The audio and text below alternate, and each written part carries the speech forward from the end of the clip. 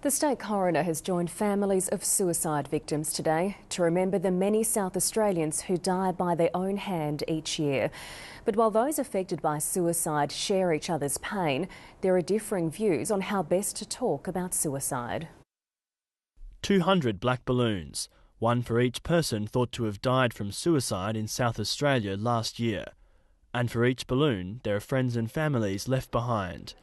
Denise Champion has lost a teenage niece and nephew.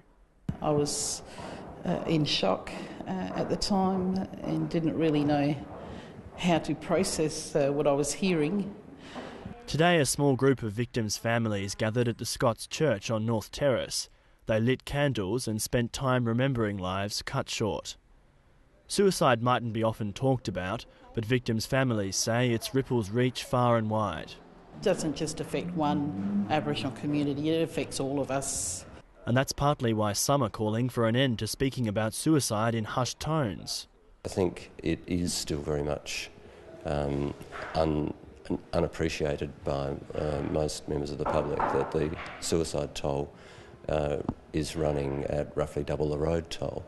But those who want to have a more open conversation concede there are risks. There's been some statistical research, and it's clear that if, for example, a lot of detail is provided, there are things that may dwell in the mind of a person who's feeling bleak and vulnerable. However, the number of suicides nationally has dropped over the past decade, which has been attributed to more effective treatment methods. Stephen Smiley, ABC News, Adelaide.